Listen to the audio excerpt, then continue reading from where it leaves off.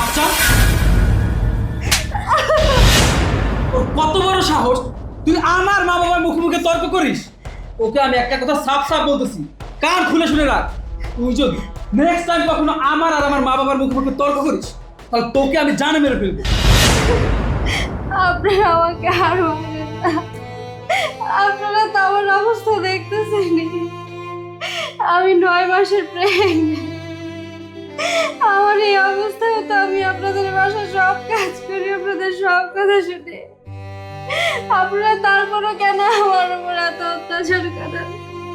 কেন আমাকে মারধর করেন? আমি তো কোনো ক্ষতি করিনি আপনাদের। কেন এত জুলুম করতেছেন আমার উপরে?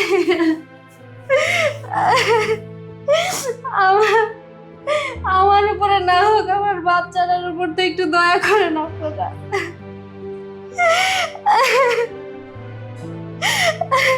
কি কইলি?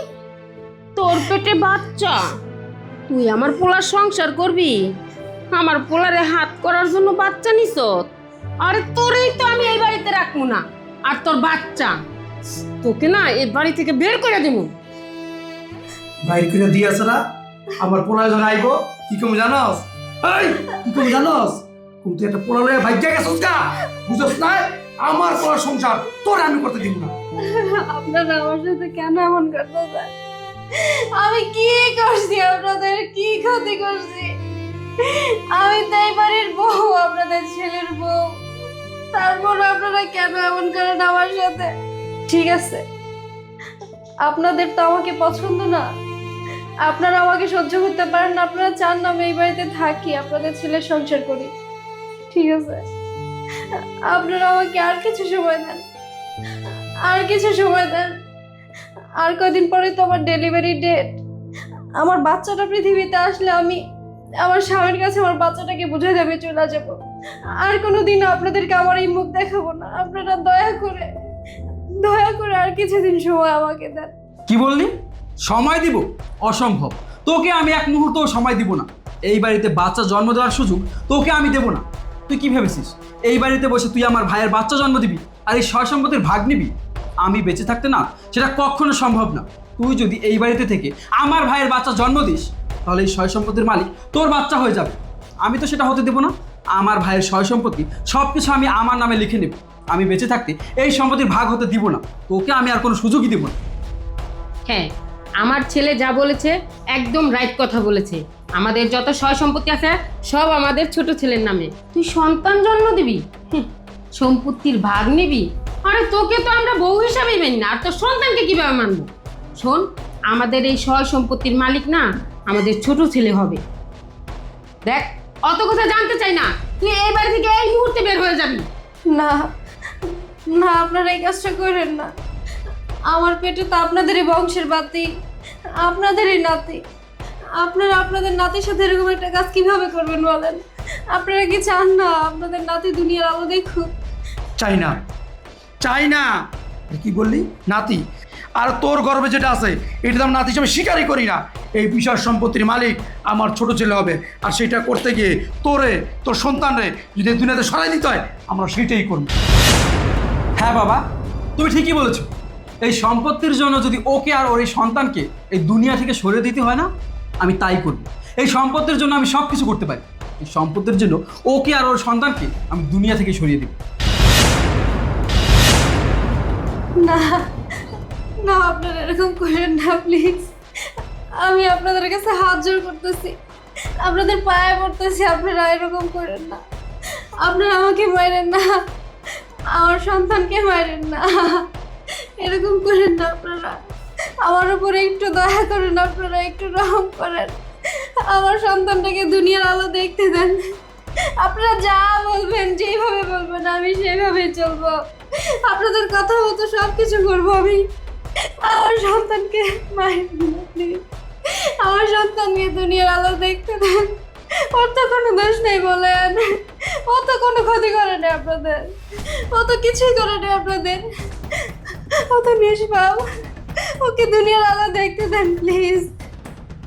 ওকে আপনারা মারেন না, ওকে দুনিয়ার আলো দেখতে দেন। কি বললি? তোকে সুযোগ দিব?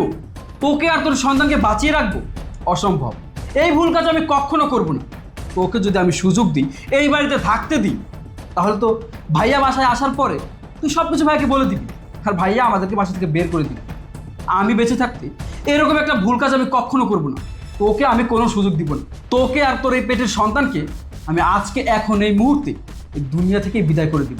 মা, ধরো ওকে।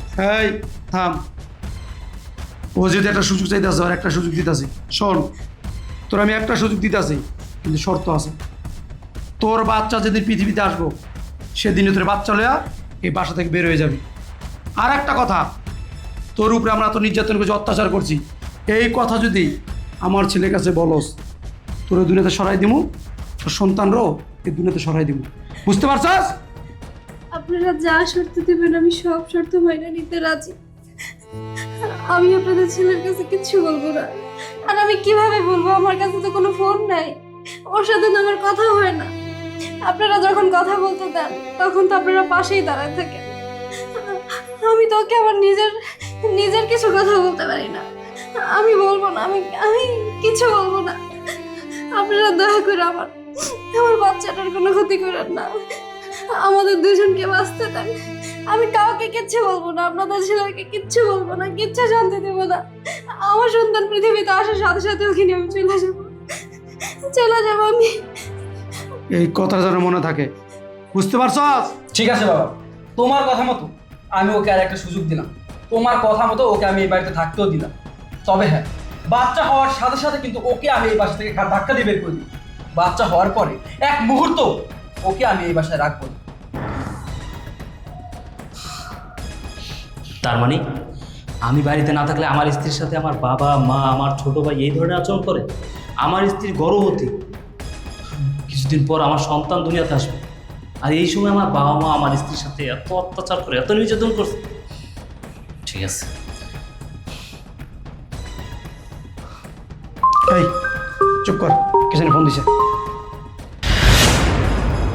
এই রুবেল ফোন দিছে, চুপ, একদম চুপ। এই একদম চুপ, কোনো কথা বলবি না। বস, বসে বসে আমার পাও টিপ, বস।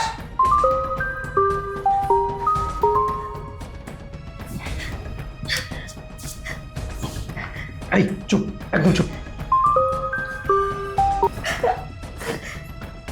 হ্যাঁ বাবা রুবেল, বল। বাবা ভালো আছি, তুই কেমন আছস? আমি ভালো আছি। বাবা, ভাবনার কি অবস্থা? ও বৌমা, বৌমা তো রুমে বিশ্রাম করতেছে। ও, ভাবনা রুমে না? আচ্ছা, ফোনটা মার কাছে দাও তো। ও তোর মাল্লা কথা কবি? আচ্ছা ঠিক আছে, দিতাছি। এই রুবেল ফোন দিছে, কথা কও। হ্যালো বাজান, কেমন আছো? মা, আমি ভালো আছি, তোমরা কেমন আছো? আমরা সবাই ভালো আছি বাজান। মা, ভাবনার কি অবস্থা? বৌমার কথা কইতেছ? বৌমা তো আল্লাহর তো অনেক ভালো আছে, এই তো বিশ্রাম নিতে আছে আর কি। মা, তুমি তো জানো ভাবনা এখন গর্ভবতী, কিছুদিন পর ডেলিভারি হবে। ওর সেবা তো ঠিক মতো করতেছো তো? আরে বাজান, তুই কোনো চিন্তা করিস না, বৌমার তো ঠিক মতোই আমরা সেবা যত্ন করতেছি। আমি, তোর বাপ, তোর ছোট ভাই, সবাই তো আমরা দেখে শুনে রাখতেছি। তুই কোনো টেনশনে করিস না, বৌমা না অনেক ভালো আছে। ও আচ্ছা, দেখাশোনা করো না। আচ্ছা মা, ভাবনা তো এখন অসুস্থ, তুমি তো জানোই। ওর এখন কিন্তু ভারী কাজ করা ঠিক হবে না, সাবধানে থাকতে হবে। ওরে কিন্তু কোনো ভারী কাজ করতে দিও না। না না না না, শোন, এই সময় কি কেউ ভারী কাজ করে? আমি তো বৌমারে কোনো কাজই করতে দেই না, সব কাজ সংসারের আমি করি। তুই কোনো চিন্তা করিস না, তুই ঠিক মতো কাম কাজ করিস বাজান। আচ্ছা ঠিক আছে মা, ফোন রাখো। আচ্ছা বাজান, রাখ। কাটো স্বামীর কথা হই না, কাল চোখের পানি বের করে দিছে। এই কোনো কথা যে পোলার কাছে কস, বুঝছ না? এদিন তো শেষ দিন, বুঝতে পারছো? একবারে গলা টিপা মাইরা ফেলামু। আম্মা আমি বসতে পারতেছি না এইভাবে। আম্মা আমার অনেক কষ্ট হইতেছে। তাই শোন, এই বাড়িতে থাকতে হলে কষ্ট করেই থাকতে হবে। আমরা যা বলবো তাই শুনতে হবে, সব কিছু সহ্য করে এই বাড়িতে থাকতে হবে। বাবা দেখেছো, ভাইয়া ফোন দেওয়ার সাথে সাথে ওর মুড কেমন চেঞ্জ হয়ে গেছে। ও না পারে ভাইকে সব কিছু বলে দেয়। এই জন্য আমি তোমাকে বলেছিলাম এই বাসায় ওকে এক মুহূর্ত রাখা লাগবে না, ঘাড় ধাক্কা দিয়ে বের করে দাও। তুমি আমার কোনো কথাই শুনলে না, তুমি আবার ওকে সুযোগ দিলে। চুপ থাক। আমার কথা না শুনোস, বুঝছ নয়? একদম জানা মেরালাম। বাবা আরে ভাবি ওঠো ওঠো। ইস তোমার কইলাম তুমি রুমে গিয়ে বিশ্রাম করো, কিনলে তুমি এই নাইছো। ভাবনা, ভাবনা, বাবা রুবেল, তুই? বাবা, মা, আমি এসব কি দেখতেছি? বাবা রুবেল, তেমন কিছুই না। তেমন কিছু না মানে? আমি আমার স্ত্রীর কপালে মায়ের দাগ দেখতেছি, বুকে মায়ের দাগ দেখতেছি, গালে থাপ্পড়ের চিহ্ন দেখতেছি, এসবই কি দেখতেছি? আমার স্ত্রীর গায়ে এত মায়ের দাগ কিসের? বাবা রুবেল, তুই কি পাগল হয়েছিস? এই সময় বৌমাকে কে মারতে যাবে? শোন, বৌমা একটু টুকিটাকি কাজ করতে গেছিল, ওই সময় আর কি স্লিপ খায় পড়ে গেছিল, এই আর কি একটু ব্যথা হয়েছে। বাস মা বাস, অনেক হয়েছে। নাটক করতেছো না? আমার সামনে দাঁড়ায় নাটক করতেছো? কি ভাবছো আমি কিছু জানি না? আমি সব কিছু জানি। ওইখানে দাঁড়ায় আমি সব কিছু দেখছি, আর এই ফোনের মধ্যে সব কিছু আমি রেকর্ড করে রাখছি। ছি মা, ছি, ছি বাবা। জি স্যার, তুই তো আমার ছোট ভাই, আপন রক্তের এক মায়ের পেটের ছোট ভাই। তোমরা এই কাজটা কিভাবে করতে পারলা? হ্যাঁ, আমার স্ত্রীকে তোমাদের কাছে রেখে গেছি যেন আমার স্ত্রী ভালো থাকে। আমার স্ত্রী অসুস্থ, প্রেগনেন্ট, তোমাদের নাতি নাতকুর দুনিয়াতে আসবে। তোমরা এই সময় কি করবা? আমার স্ত্রীর সেবা যত্ন করবা, খেয়াল রাখবা, আমার স্ত্রী যেন ভালো থাকে, তোমাদের নাতিরা যেন ভালোভাবে দুনিয়াতে আসতে পারে সেই কাজ করবা। আর তোমরা তোমরা কি করছো? আমার স্ত্রীর উপর অত্যাচার নির্যাতন করছো, দিনের পর দিন আমার স্ত্রীর চোখ দিয়ে পানি চলেছো। কেন করছো? কেন করছো? বাবারে, আসলে এই সময় একটু কাজ করা ভালো, বুঝছস? যদি বৌমা শুয়ে বসে থাকে বাচ্চারও ক্ষতি হয়, বৌমারও ক্ষতি হয়, তার জন্য টুকিটাই এই কাজকর্ম করছে আর কি। হ্যাঁ ভাইয়া, বাবা তো ঠিকই বলেছে। আমরা তো কখনো ভাবিকে বলি না বাসার কাজ করতে। আমরা তো আর ভাবিকে বলি, ভাবি এই অবস্থায় তোমার কেন কাজ করতে হবে না, তুমি রেস্ট করো, সারাদিন বিশ্রাম নেবে। বাসার কাজ করার জন্য বাবা আছে, মা আছে, আমি আছি। ভাবি আমাদের কোনো কথাই শুনে না, উনি নিজেই সব কাজ করে। আর ভাবি কি বলে জানো? ভাবি বলে তোমার ভাইয়া ওইখানে এত কষ্ট করে পরিশ্রম করে, আর আমি কি সারাদিন বাসায় বসে বসে থাকবো নাকি? এই জন্য আমি সব কাজ করব।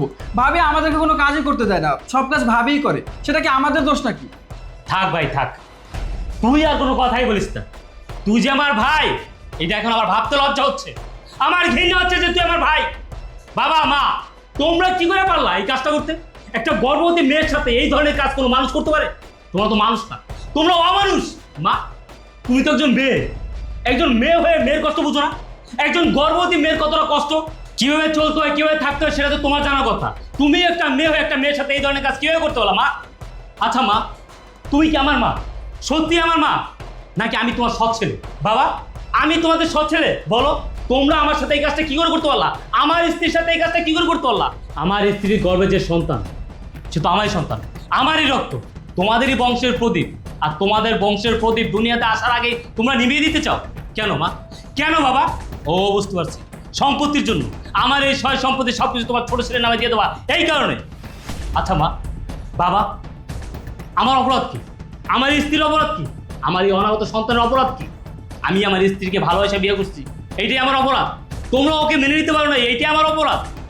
আচ্ছা মা, বাবা, ও যদি তোমার মেয়ে হতো তাহলে কি পারতা ওর সাথে এই কাজটা করতে? তোমার মেয়ে যখন বিয়ে হয়ে শ্বশুর বাড়িতে যাবে, তার শ্বশুর শাশুড়ি যখন তার সাথে খারাপ ব্যবহার করবে, তোমরা কি মেনে নিতে পারবা? পারবা না। তাহলে আমার স্ত্রীর সাথে, আমার অনাগত সন্তানের সাথে তোমরা এই কাজটা কেন করছো? মা, বাবা, তোমরা কি আসলে আমার বাবা মা? আমার মনে হয় না। তোমরা বাবা মা নামের কলঙ্ক। আর জিসান, তুই তো আমার ভাই, আমার আপন ভাই, তুই তোমার রক্ত। আরে তোর সম্পত্তি রাখবো তুই আমার বলতি, আমার এই সয় সম্পত্তি সব কিছু আমি তোরে দিয়ে দিতাম, তোদেরকে দিয়ে আমি আমার স্ত্রীর সন্তানের বাড়ি থেকে চলে যেতাম। তোরা সেটা না করে আমার স্ত্রীর সন্তানকে এই দুনিয়া থেকে বিদায় করে দিতে চাইছিস। বাহ বাহ, তুইও তো ভাই নামের কলঙ্ক। তোরে তো আমার ভাই বলতে ইচ্ছে করতেছে না, তোকে ভাই বলতে এখন আমার লজ্জা হচ্ছে। ঠিক আছে, যা করছস ভালো করছস, আল্লাহ যা করে ভালোর জন্য করে। সময় তো আমি চলে আসছি, না তোরা আমার স্ত্রীর সন্তানকে এই দুনিয়া থেকে বিদায় করে দিতি। ঠিক আছে, তোদের সম্পদ লাগবে না, সয় সম্পত্তি রাখবে না, আমি আমার সয় সম্পত্তি সব কিছু তোদের নামে দিয়ে দিতেছি। তোরা থাক তোদের সম্পত্তি নিয়ে। বাবা মা, তোমরা এই সয় সম্পত্তি নিয়ে থাকো, আমি আমার স্ত্রীর সন্তান নিয়ে এই বাড়ি থেকে বের হয়ে যাচ্ছি। ভাবনা, আসলে আমার ভুল হয়ে গেছে, আমি ঠিক মতো তোমার খোঁজ খবর নিই না। আমার উচিত ছিল তোমার খোঁজ খবর নেওয়া, তোমার দেখাশোনা কর, আর কিন্তু না। এখন আমি চলে আসছি, এখন তো তুমি একা না, আমি তোমার সাথে আছি। তোমার প্রতিটা খারাপ মুহূর্তে আমি তোমার পাশে থাকবো, তুমি কোনো টেনশন করো না। চলো আমরা এই বাড়ি থেকে চলে যাই, ওনারাও আমাদের সম্পত্তি নিয়ে থাকো, চলো। বাবা রুবেল, থাম। আমরা মানছি যে আমরা ভুল করছি, কিন্তু তুই আমাদের বড় ছেলে, বৌমাকে নিয়ে তুই এবারে ছেড়ে চলে যাস না বাবা। মা, চলে যাবো না তো কি করবো বলো? আমি আমার স্ত্রীর সন্তান নিয়ে এই বাড়িতে থাকবো কোন ভরসা? আমার স্ত্রীর সন্তান নিয়ে এই বাড়িতে থাকা কোনোভাবে নিরাপদ না। তোমরা যে কোনো দিন আমার স্ত্রীর সন্তানকে এই দুনিয়া থেকে বিদায় করে দিবা। তোমাদের সম্পত্তি দরকার না? আমি তো আমার সয় সম্পত্তি সব কিছু তোমাদেরকে দিয়েছি, তোমার ছোট ছেলের নামে লেখা নিও। আমি মনে করবো যে আমার দুনিয়াতে বাবা মা ভাই বলতে কেউ নেই, সবাই মারা গেছে। আর তোমরাও মনে করবা তোমাদের বড় ছেলে রুবেল মারা গেছে, দুনিয়াতে নাই। চলো।